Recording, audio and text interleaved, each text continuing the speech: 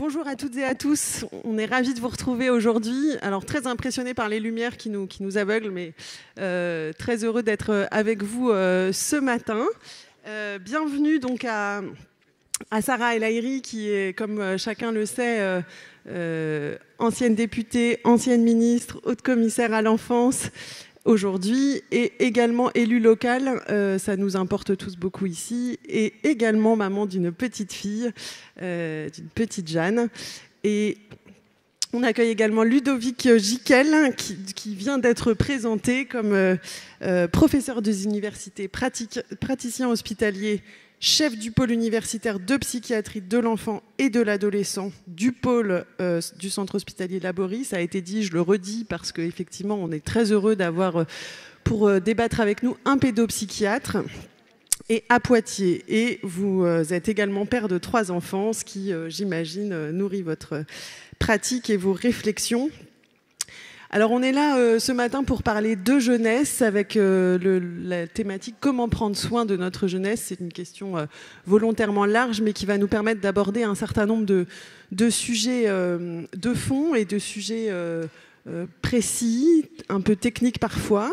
Je vais commencer, professeur, par vous poser une question introductive sur les constats que vous posez autour de la jeunesse aujourd'hui. Comment va-t-elle? Comment se porte-t-elle? Alors avec Sarah, on parle souvent des jeunesses, et on aura l'occasion d'y revenir parce qu'on le sait, la jeunesse est vraiment plurielle.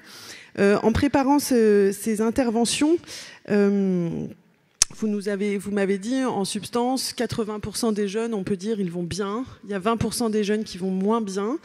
Et ce matin, ce qui nous intéresse, c'est que vous puissiez nous partager quelques constats issus de votre pratique de pédopsychiatre, notamment sur les enjeux modernes qui nous touchent tous, à savoir la question des réseaux sociaux, la question de l'accès aux écrans en général et à tout ce qui se trouve derrière les écrans. La question a aussi des découvertes, notamment de substances, dont on pourra éventuellement parler aussi. Quelles sont aujourd'hui les particularités des jeunes qui composent notre société, vu de votre place de pédopsychiatre? Merci beaucoup donc, pour cette invitation et pour votre présence. Donc, c'est vrai que pour répondre, je dirais d'une formule un peu choc, je dirais qu'il y a les organismes génétiquement modifiés et maintenant il y a les êtres développementalement modifiés. Et ce que l'on constate depuis 5, 10, 15, 20, 25 ans, c'est effectivement une évolution dans les soubassements du développement des adolescents et des enfants. Et au final, la conséquence de ça, c'est les symptômes, c'est leur relation à l'autre, c'est leur capacité à être au monde. Et donc c'est vrai qu'on disait que traditionnellement, on avait 85% d'adolescents qui n'allaient pas trop mal, 10% qui connaissaient des turbulences, et puis je dirais 5% qui avaient des troubles ou une souffrance avérée. Ce qu'on constate maintenant, c'est un double phénomène. Ces 5% restent à peu près 5%, mais vont plus mal en intensité. Et par contre, les 10% sont en train de grignoter les 85% en termes, effectivement, de souffrance transitoire ou de turbulence à l'adolescence. Et donc, je dirais que, là aussi, la souffrance à l'adolescence est le nom de quelque chose. Et d'une certaine manière, là aussi, je pense qu'il y a une forme de pollution sociétale auprès de notre jeunesse, et cette jeunesse nous renvoie en quelque sorte cette pollution sous la forme de symptômes, de comportements et autres difficultés. Je vais me tourner maintenant vers Sarah pour t'écouter aussi sur toi, les constats que tu poses de ton poste d'observation et d'action qui est le Haut Commissariat à l'enfance. Comment est-ce que tu appréhendes les enjeux autour de la jeunesse aujourd'hui, vu de ta mission? Et aussi, peut-être si tu peux nous dire toutes les bonnes énergies qui se dégagent aussi de ce secteur, à la fois qui viennent des jeunes eux-mêmes et puis à la fois de toutes celles et ceux qui les accompagnent. Merci beaucoup Alice. Moi je suis très contente de finalement qu'on fasse un focus sur évidemment nos jeunesses. Moi je suis une obsessionnelle du pluriel pour jeunesse pour plusieurs raisons. D'abord parce qu'on ne vit pas de la même manière quand on est à Avignon, quand on est à Guéret, quand on est à Villejuif ou à Menton. Et pour le coup, regarder la territorialité, mais aussi regarder la composition familiale, si on est dans une famille monoparentale, si on est dans une famille qui vit des difficultés en termes de précarité sociale ou d'emploi, quand on vit dans des familles au contraire qui sont recomposées, ou pour le coup on a la chance d'avoir une présence familiale au sens large importante, tout ça a des conséquences. Des conséquences d'abord sur l'énergie et la confiance en l'avenir, et c'est là où un jeune sur 7 aujourd'hui dit « ça va pas ». Alors, le « ça va pas », ça ne veut pas dire qu'il y a de la pathologie, mais ça veut dire qu'il y a de l'inquiétude, de l'angoisse, en tout cas il y a quelque chose de difficile. L'adolescence, c'est le moment où, évidemment, tout se transforme, où on demande beaucoup à nos jeunesses, mais il y a quelques points sur lesquels cette jeunesse est particulièrement symptomatique. Elle est particulière parce que c'est une génération qui a d'abord connu la crise du lien. N'oublions pas qu'on en parle moins, mais il y a à peine quelques années, nous avons vécu le Covid. Et donc, cette période du Covid, on leur a d'une certaine manière, fait vivre la rupture du lien physique, la fin des activités, bien sûr pour les protéger et protéger notre société, mais ils ont ça dans leur parcours. C'est une jeunesse qui connaît la crise des relations, et je parle des relations amoureuses, mais aussi aujourd'hui d'une prise de conscience plus forte, du MeToo, de la libération, en tout cas en cours, des violences sexuelles qu'ils ont vécues, qu'ils vivent, la crise de la confiance dans un certain nombre de nos institutions. Et donc on voit aujourd'hui la question des violences sexuelles dans le monde hospitalier, dans l'institution de l'aide sociale à l'enfance, à l'intrafamilial, parce que je rappelle juste que 70% de ces violences, elles sont à l'intérieur de la maison. Et donc se pose la question de la relation à l'autre, la question du consentement, de comment je subis et à quel moment je parle, est-ce qu'on me croit ? Il y a aussi une réalité qui est assez lourde, on peut le dire. Là, on a eu la chance hier de parler de géopolitique. C'est une génération qui vit avec une guerre sur notre continent et au-delà. Et donc, finalement, ils sont moins les héritiers des dividendes de la paix, comme nous avons longtemps dit, des guerres polyformes, évidemment sur le terrain, mais aussi des guerres informationnelles, ce qui nous amène assez naturellement au défi du numérique, cette conséquence du virtuel qui vient impacter le réel, la question de la bulle algorithmique qui les amène à se comparer à des êtres qui n'existent pas réellement. C'est la génération du filtre de Snapchat ou encore d'Instagram. Et puis enfin, c'est la génération qui connaît une éco-anxiété réelle, puisque eux, ils voient le mur là, et ils voient des grandes puissances dire encore il y a à peine quelques heures, voire quelques jours, la gravité de la négation, et je parle évidemment des Américains et de Donald Trump en particulier. Donc une génération particulièrement résiliente, mais à qui on demande beaucoup. Donc comment tu te construis dans un monde où tous les fondamentaux sont en mouvement ou en bouger. Et c'est exactement le sens, je pense, de ta question. Il y a des solutions, il y a de magnifiques bonnes pratiques, mais il y a surtout un regard à poser sur cette génération dans sa pluralité. Alors effectivement, on aura l'occasion de revenir aux bonnes pratiques et aux sources d'espérance, parce qu'évidemment, si on n'en avait pas, on n'aurait pas de raison d'être ici. Peut-être tu mentionnais, Sarah, la question du numérique. Professeur, peut-être est-ce que vous pourriez nous parler de l'impact aujourd'hui de la construction des écrans, des écrans dans la construction des adolescents. Vous me disiez en préparant ces échanges, en fait, qu'il y avait un certain nombre de perturbateurs développementaux qui aujourd'hui impactent le développement de nos jeunes. Et j'aimais bien ce que vous me disiez sur la comparaison en fait entre ce qu'on mange physiquement et comment ça construit les jeunes physiquement, c'est-à-dire l'alimentation. On a vu par exemple qu'aujourd'hui le Nutri-Score est quelque chose qui est rentré dans les mœurs comme une manière de mieux prendre en charge notre alimentation. Et vous faisiez le parallèle justement avec ce que consomment nos jeunes en matière d'écran et l'impact que ça a sur leur développement. Est-ce que vous pourriez approfondir un peu ce point pour notre Assemblée ? Alors, c'est vrai que les écrans, on en parle énormément. La particularité, je pense, c'est qu'à mon avis, depuis la première fois de l'humanité, l'interaction humaine à un concurrent. C'est l'interaction effectivement numérique. L'humain est un être sociable, interactif, qui a besoin de sens, donc qui a un certain nombre de besoins. Et puis, il a aussi un certain nombre de désirs. La situation actuelle qui est problématique, c'est qu'en fait, le désir prend le pas sur le besoin. Et donc, à ce moment-là, autant le besoin a une limite et des contreparties, autant le désir est sans limite et sans contrepartie.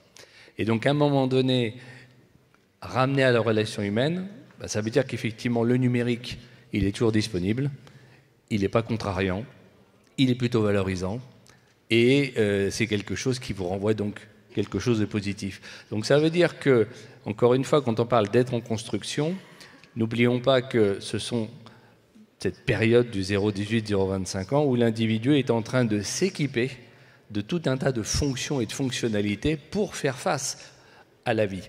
Et là, la particularité de notre société, qui est quand même, reconnaissons-le, de plus en plus individualiste, c'est que vous ayez 3 ans, 6 ans, 9 ans, 15 ans, vous êtes exposé aux mêmes stimuli et aux mêmes phénomènes sociétaux. Il n'y a pas des baby iPhone, il n'y a pas effectivement des outils... Bon. Ce qui fait qu'autant avant, il y avait vraiment une différence générationnelle entre ce à quoi les enfants et les adolescents étaient autorisés et les adultes, autant maintenant, effectivement, c'est que des individus et ils sont exposés, plus ou moins sans discernement, aux mêmes stimuli. Alors, la pornographie, les écrans et ainsi de suite. Bon, les écrans, on ne va pas les diaboliser, mais en gros, il y a 2 phénomènes. Il y a la question, effectivement, du moment d'exposition. Si, effectivement, vous vous exposez un enfant tout petit aux écrans, eh bien, effectivement, vous allez l'harponner, l'hameçonner par rapport à un outil qui, accessoirement, a été fait pour ça. Et ensuite, effectivement, il y a l'effet dose, c'est-à-dire que forcément, plus vous augmentez la quantité, puis après, il n'y a pas besoin de chercher très, très loin. Si vous êtes 6-7 heures dans un canapé face à un écran, c'est autant de temps que vous ne passez pas à faire autre chose. Donc, techniquement, il n'y a que 24 heures par jour. Et en fait, un individu, c'est une espèce de marché de libre-échange et où la concurrence est plus ou moins loyale et plus ou moins équitable. Et c'est vrai que là, ce qu'on constate, c'est une espèce de monopole numérique qui est en train de s'opérer et qui est en train véritablement de capter tous les éléments du développement, ce qui fait qu'on aboutit en fait à des êtres en déséquilibre. C'est-à-dire que finalement, on a hypertrophié certains aspects de leur développement et on a atrophié d'autres aspects. Les deux donnent des difficultés.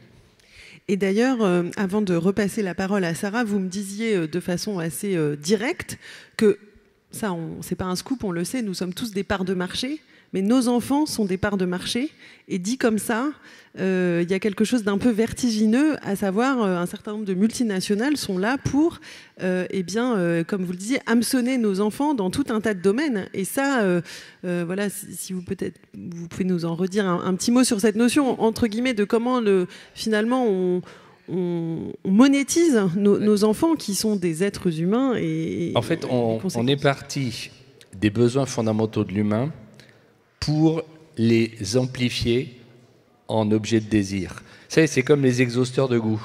C'est-à-dire qu'à un moment donné, quand vous mangez des plats naturels maintenant, ils sont fades parce que, grosso modo, alors, Sarah disait tout à l'heure, les filtres, oui. Quand à un moment donné, la réalité de la personne est plus déplaisante que celle que vous avez vue à travers l'écran, vous faussez encore une fois les choses. Le Photoshop, le montage et compagnie, ça effectivement c'est extrêmement important. Donc c'est vrai que ça c'est un élément qu'il faut vraiment avoir en tête autour de cette question du rapport à la réalité et du fait qu'en fait nos besoins sont autant de vulnérabilité au service du marché. Bon, le grand classique, alors je ne veux pas stigmatiser une marque en particulier, mais vous la connaissez tous, les œufs Kinder. Bon, les œufs Kinder c'est quoi ? C'est un jouet dans du chocolat. En gros, c'est du conditionnement opérant. C'est-à-dire que quelque part, on vous donne une récompense et on associe cette récompense à un goût. Et après, qu'est-ce que vous faites ? Vous déclinez Kinder Bueno, Kinder Maxi, Kinder Max, machin bidule, et en fait, vous engrammez d'une certaine manière dans l'individu le fait que ce goût-là est associé à une récompense. Bon, c'est de la psychologie. Et en gros, ce qui est assez terrible alors qu'il est, c'est qu'il y a eu une forme de détournement du développement de la psychologie et autres à des fins commerciales. L'enfant est avide de nouveautés. Donc forcément, vous rythmez le contenu des écrans, vous diversifiez les choses. Le format TikTok est évidemment fait pour doter les choses. Alors, pourquoi tout ça c'est important et que je parle de perturbateurs développementaux? Parce qu'en fait, vous allez toucher quoi? Vous allez toucher l'attention, vous allez toucher la relation aux autres, vous allez toucher l'adversité. Toutes ces dimensions humaines, d'une certaine manière, vont être modifiées. Et donc forcément, ça a des conséquences. C'est pour ça qu'on est une génération maintenant qui est plus dans l'ici et maintenant, qui a du mal avec l'effort. L'effort est un concept qui a changé. On est passé d'un concept agricole, c'est-à-dire refaire toujours le même geste à l'identique de manière répétée, à je vais au bout d'une tâche. Donc c'est pas du tout la même chose. La question de la limite, effectivement, n'est plus la même. On voit bien, enfin, tous ces éléments-là, en fait, on déduit d'une certaine manière du comportement des adolescents et des adultes maintenant, comment et à quel niveau on a modifié d'une certaine façon leurs grandes lignes de force. Merci pour ces éclairages. Je me tourne vers Sarah sur la question de comment, face à tous ces nouveaux enjeux, hein, on le disait, les enfants d'il y a 20 ans ne sont pas tout à fait les enfants d'aujourd'hui, comme on vient de le démontrer. En tout cas, ils ne sont pas sujets, ils ne sont pas exposés aux mêmes choses qu'il y a 20 ans et aux mêmes enjeux.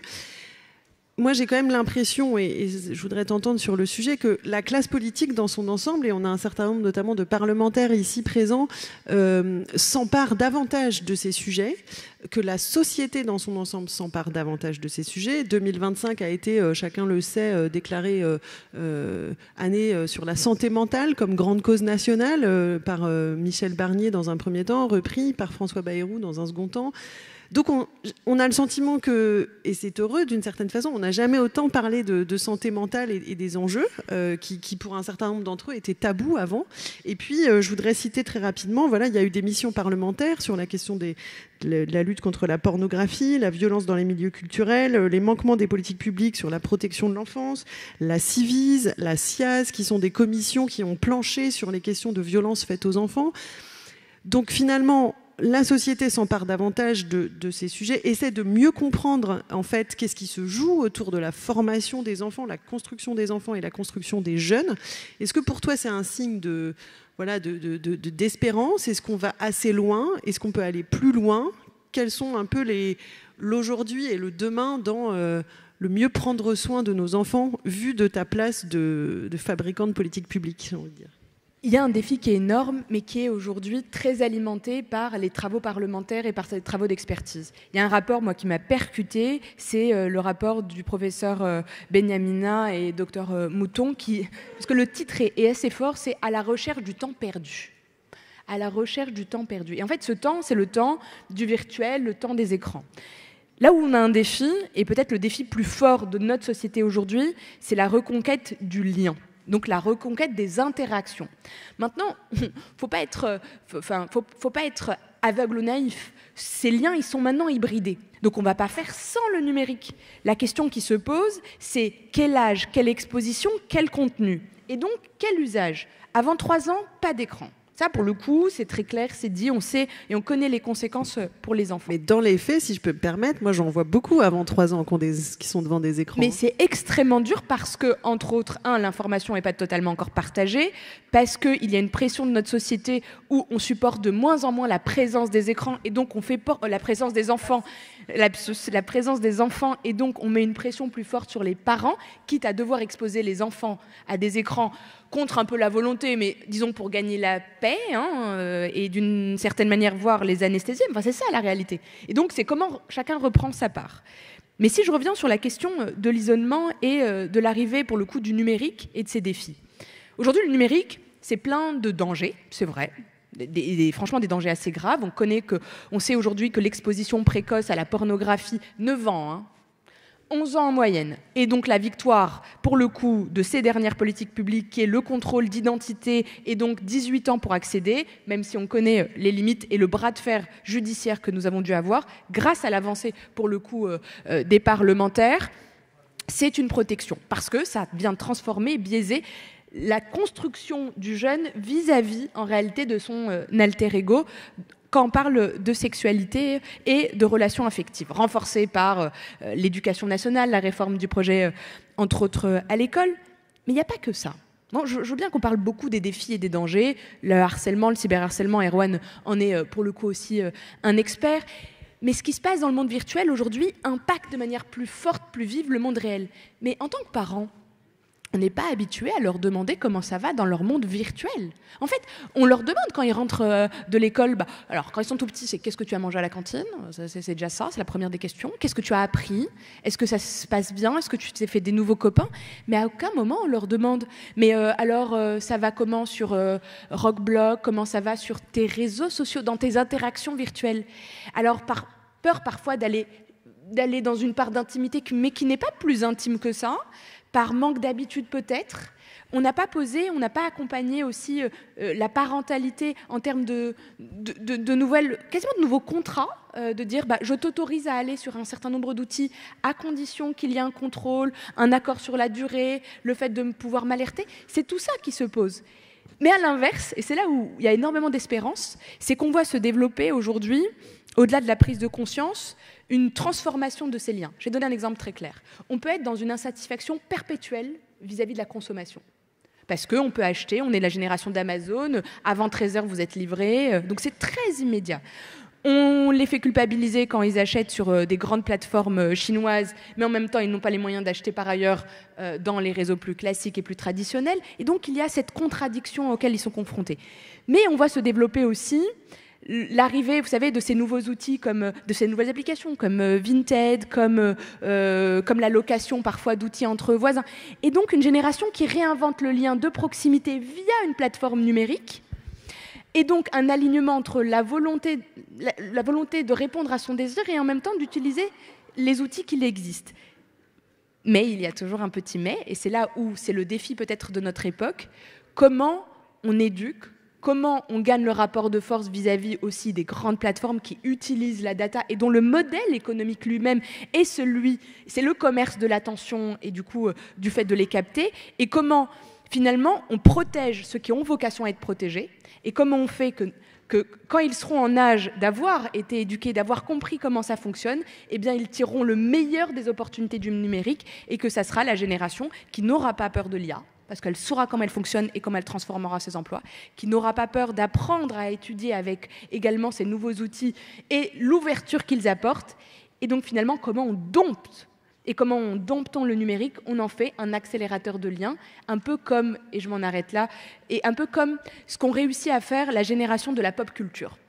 Un micro-exemple. Pop culture, Japan Expo, des réussites monstrueuses. C'est quoi ? C'est Counter-Strike, c'est les mangas, c'est le premier achat sur le pass culture. Et donc, c'est une génération qui, d'abord, s'est connue sur les réseaux sociaux, sur les forums, sur ces jeux vidéo qui ont bercé une partie de notre enfance, mais qui ont eu besoin de rencontres physiques, qui sont partis acheter des mangas en papier, et donc ils lisent, alors ils lisent autrement, mais ils lisent, et ils ont été jusqu'à construire et développer cette culture du Coldplay, donc en fait le fait pas de se déguiser, parce qu'ils hurleraient si je dis ça, mais en fait de mettre des costumes, de partager des passions, de s'intéresser à cette culture japonaise absolument merveilleuse, et là les liens ont été reconstruits. Et donc comment on les aide ?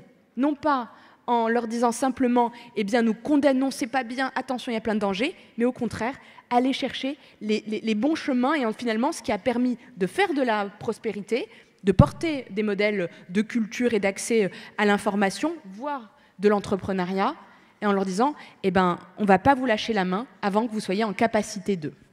Alors merci Sarah pour ces exemples positifs, et effectivement voilà, les défis qui sont devant nous, on peut aussi les relever, et ils sont en train d'être relevés. Avant de passer la parole à Erwan Balanon, qui est député du Finistère et qui s'est beaucoup engagé sur ces questions de protection de l'enfance, à qui je vais passer très rapidement la parole, je voulais vous entendre sur un point. On est dans une salle dans laquelle il y a un certain nombre d'élus locaux et d'acteurs engagés sur les territoires. Une question courte avec réponse synthétique, si c'est possible pour vous. La question, c'est à Sarah, comment est-ce qu'on dégage des marges pour ces politiques publiques dans lesquelles on a besoin de moyens, dans un contexte dans lequel les finances publiques sont quand même en grande difficulté, hein, je pense qu'on n'a pas besoin de rappeler ça ici, on en est tous convaincus. Et pour vous, professeur, est-ce que vous pouvez nous dire, justement, nous faire part un peu de vos relations, vous en tant que pédopsychiatre, acteur engagé d'un territoire, avec les élus locaux de votre territoire, On en parlait en préparant cette intervention. En gros, elles sont bonnes, je spoil un peu, mais peut-être nous dire un peu, vous, voilà, comment concrètement les choses se travaillent sur le territoire au bénéfice des publics concernés. Et puis ensuite, je passerai la parole à Erwan.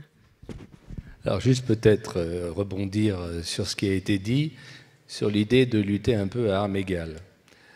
L'idée n'est pas on va dire d'éloigner les enfants de la société, c'est de filtrer la société. Moi, je trouve que c'est quand même extraordinaire dans un pays où on a des contributions pour recycler les machines à laver, pour lutter contre la pollution environnementale, que nous n'ayons pas une démarche qui viserait d'une certaine manière à prendre en charge la pollution, je dirais, numérique, vis-à-vis des plus jeunes. En gros, l'idée, c'est que de toute façon, l'exposition à tous ces médiateurs génère un certain nombre de difficultés. Dans l'immense majorité des cas, pas tant que ça. Sauf que, pour un certain nombre, on a dit, c'est compliqué. Et qu'est-ce qui se passe? C'est la puissance publique qui doit prendre ça en charge. Puisque finalement, bon, moi, ceci dit, je vois quand même des grosses taxes sur le tabac, je vois des taxes sur l'essence, sur tout un tas de choses. Je ne dis pas qu'il faut des taxes, je dis simplement qu'à partir du moment où vous vendez un appareil numérique ou un programme, si vous intégrez dedans des coûts liés aux conséquences de ces appareils et que cette somme est reversée aux services de santé mentaux, pédopsychiatrie compris, mais aussi toute la chaîne de prévention, alors à ce moment-là, je serais tenté de dire que les consommateurs, en achetant un produit, achètent également une façon de pouvoir lutter contre l'effet de ces produits dus à leurs expositions. Donc ça, je pense qu'à mon avis, ce serait un élément qui ne coûterait pas cher à l'État, mais qui ne relève pas de ma compétence. Et puis alors, dernier point sur les territoires, j'ai repéré effectivement deux des députés du département, donc Nicolas Turquois et Pascal Lecamp, et je crois qu'il y a aussi Jean-Pierre Ablin qui est le maire de Châtellerault. J'ai d'excellents rapports territoriaux et il est clair que de toute façon, la santé mentale dépasse largement le champ de la pédopsychiatrie et que c'est effectivement l'archétype même du décloisonnement et du fait que les PMI, l'ASE, tous les services, on va dire, doivent être mis en avant. L'élément fondamental, c'est que je reste persuadé que la meilleure façon de soigner les troubles psychiatriques, c'est de faire en sorte qu'ils ne se développent pas. Et donc, en gros, d'une certaine manière, là aussi, c'est une formule un peu choc, mais qui, je pense, à mon avis, parle. La pédopsychiatrie à l'heure qu'il est, c'est grosso modo comme si vous êtes en cancérologie et que vous découvrez les pathologies à un stade métastatique. Il est bien évident que la pronostic de survie n'est pas du tout la même. Pour autant, pris précocement, eh bien, je dirais, nombre de cancers, pour revenir là-dessus, sont traités très correctement. Donc, ce que je veux dire par là, c'est qu'il y a un effort de temporalité massif dans le développement. Toute perte de temps est une perte de chance. Merci. Et je tiens à souligner que dans la salle, aujourd'hui, le groupe parlementaire MoDem et un certain nombre de députés, j'ai en tête notamment Cyril Isaac-Sibylle, ils sont très axés sur la prévention. Et dans notre famille politique, on croit beaucoup à la prévention qui est pas si simple parce que justement, on a parfois du mal à se dire on investit plutôt que d'investir en amont, enfin en aval, on investit en amont. Mais sachez que dans notre famille politique, on est très sensible à ces enjeux de prévention. Sarah, je te passe la parole avant de la donner à Erwan sur comment on fait mieux avec autant, voire moins, pour nos enfants. Avant de commencer, je voulais dire, ça va hérisser un tout petit peu Jean-Paul, qui est notre spécialiste de la psychiatrie, mais il connaît ma capacité extrêmement dépensière en termes de soutien aux associations, au mécénat, mais je me suis soignée, mon très cher Jean-Paul. Un outil qui ne vient pas impacter les finances publiques. Le contrat à impact social. Un outil qui fait quoi? La collectivité est le garant d'un projet. Ce projet est évalué par un évaluateur indépendant. Des investisseurs privés financent l'opérateur en direct. Si les objectifs sont atteints, celui qui est le garant paye. Si les objectifs ne sont pas atteints, le risque est pris par les investisseurs. Pourquoi je vous parle du contrat impact social? C'est de l'impact investing. Je sais qu'aujourd'hui, la question du financement, des finances ou même de l'investissement est très loin de nos enjeux du quotidien. Mais un peu comme tout le monde, je me rends compte que les budgets sont de moins en moins présents et donc il faut des solutions. Pour avoir ces solutions-là, alors il faut, en tout cas à mes yeux, hybrider ces financements. C'est un modèle qui existe, qui n'est payés qu'à la fin, et on commence à en avoir les fruits. À Nantes, le CHU de Nantes va développer un service de santé infantile assez poussé, sous ce format-là. La collectivité est le tiers garant, des investisseurs privés financent, avec un taux de rendement en deçà du marché, c'est vrai, mais ça fait partie des engagements aujourd'hui que nous devons en réalité à la société. Si c'est atteint, tous les objectifs sont atteints, la collectivité finalement finance le projet dans sa totalité. Voilà un outil qu'on pourra utiliser, je pense, sur nos territoires pour aussi avoir des nouveaux leviers et des nouveaux leviers financiers. Alors merci infiniment à tous les deux pour ces éclairages, ces contributions précises. On le voit en fait, bon, si on fait de la politique, c'est parce qu'on croit beaucoup à ça. Tout n'est pas foutu pour nos jeunes et il y a beaucoup à la fois de choses qui marchent. Moi, je le constate étant en charge de l'aide sociale à l'enfance dans mon département. On voit aussi beaucoup d'énergie, de personnes très investies. D'ailleurs, je me permets de dire que les métiers de l'action sociale, du prendre soin, recrutent. C'est des métiers qui ont du sens, c'est des métiers qui sont magnifiques. On recrute, par exemple, l'ensemble des départements ont besoin d'assistants familiaux pour prendre soin des enfants qui n'ont pas la chance d'avoir des familles soutenantes. Et ça, voilà, c'est le genre de message qu'il est toujours bon de passer dans ces réseaux. Ce sont de beaux métiers porteurs de sens ancrés dans les territoires. Donc, je fais un petit appel à manifestation d'intérêt. En tout cas, sachez que dans ces secteurs-là, il y aura toujours de l'emploi non délocalisable, porteur de sens. On a besoin de former, on a besoin de susciter des vocations dans les métiers du prendre soin pour les jeunes. Donc merci à tous les deux pour vos contributions, vos éclairages qu'on pourra poursuivre en dehors de la salle après. Je vais passer la parole à Erwan Balanant, qui est donc député du Finistère et qui va pouvoir nous partager son témoignage à la fois de ton activité parlementaire sur les missions que tu as conduites, les rapports que tu as pu élaborer et défendre, et plus largement ton regard du coup expert sur comment est-ce qu'aujourd'hui on peut prendre soin de nos jeunesses. Merci Alice, merci pour ce que vous nous avez dit. Alors déjà dans le groupe, on est un groupe porté sur la jeunesse. Il y a beaucoup de députés qui travaillent sur la jeunesse. Anne a une vision de la jeunesse. Perrine Goulet, qui n'est pas là, est la présidente de la délégation aux droits de l'enfant, qui est une nouvelle délégation à l'Assemblée. Et je vais commencer par là parce que prendre soin de notre jeunesse, c'est quelque chose qui, paradoxalement, est assez nouveau dans notre société. C'est-à-dire l'attention à la jeunesse, l'attention à l'enfant est assez nouveau dans notre société. Et on est dans un moment très particulier où on découvre, par exemple, l'ampleur des violences qui ont été faites aux enfants dans le cadre familial, dans le cadre de l'école, parfois. On le prend avec sidération dans le cadre de l'Église aussi. Et donc on a cette prise de conscience de l'attention que l'on doit porter à l'enfant parce que l'enfant est vulnérable. Et c'est ça notre rôle d'adulte. Le rôle d'adulte et de tous les adultes face à un enfant, que ce soit le sien ou un autre enfant, c'est d'être dans l'attention et l'accompagnement de cet enfant. Et c'est important parce qu'aujourd'hui, notre société, qui est une société en plein emballement, autant on a avancé sur certains sujets, autant on protège mieux. On a fait la loi sur le harcèlement scolaire, il y a eu de nombreuses missions, on a fait tout un tas d'avancées, mais qui sont encore insuffisantes, on pourrait en parler des heures, mais autant on a cette attention, cette vision nouvelle, autant jamais, le monde a été aussi violent pour nos enfants. Jamais. Et vous l'avez bien expliqué avec les écrans, avec quelque part cette situation où des enfants sont des objets pour un certain nombre d'intérêts économiques. Et je buvais vos mots sur cette question de qui peut contribuer, et ils doivent contribuer. Moi, j'ai écrit dans mon rapport sur le harcèlement scolaire, j'ai tout simplement décliné ce que l'on a fait pour tout le reste de la société, le concept de pollueur-payeur. Voilà, vous polluez un écosystème, vous réparez cet écosystème.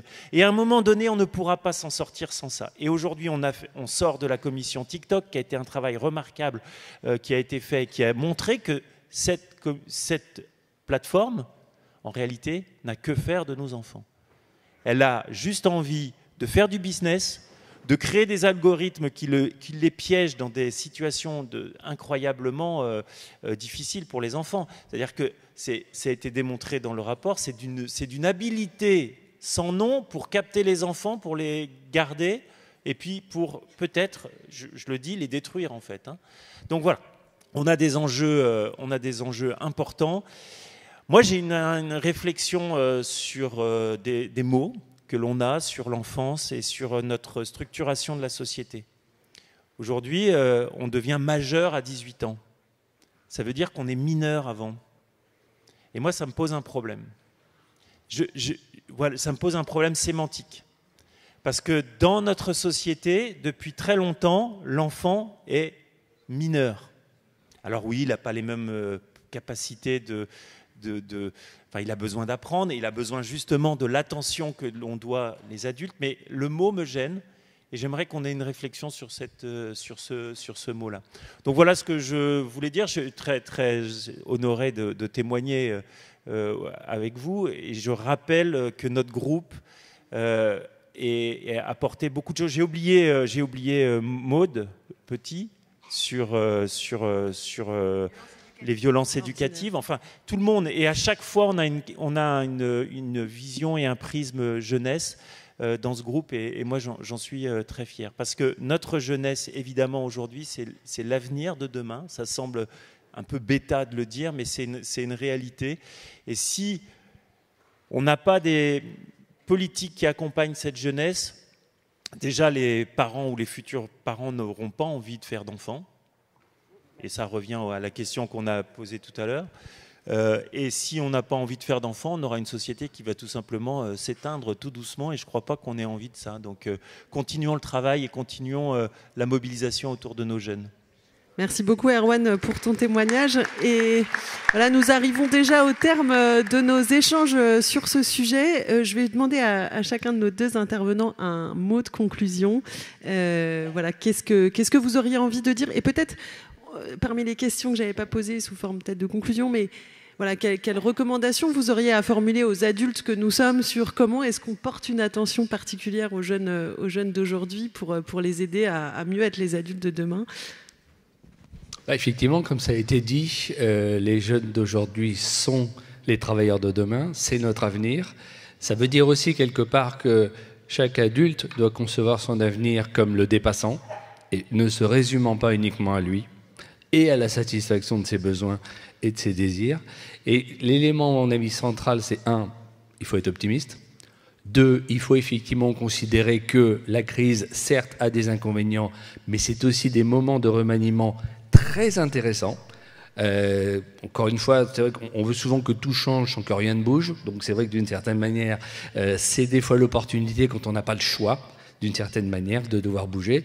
Et je pense qu'il faut effectivement rassurer les enfants, les protéger et leur dire grosso modo que la créativité est quand même plus enthousiasmante que la destructivité, qui est quand même paradoxalement plus rassurante. Donc véritablement, il faut être communicatif sur ça et effectivement réinvestir l'humain.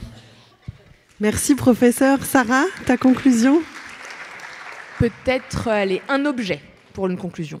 Le miroir. Pourquoi le miroir ? Parce que dans le fond, quand tu te regardes dans le miroir, alors ton comportement a des conséquences sur les enfants. La manière dont on se comporte nous aujourd'hui en tant qu'adultes, dans le débat public, dans nos transports en commun, dans la manière dont on pense nos villes. Si on se comporte mal, alors ils considéreront que c'est le modèle et donc on ne peut pas leur demander de faire des choses que nous ne faisons pas nous-mêmes. Un devoir d'exemplarité avec certitude.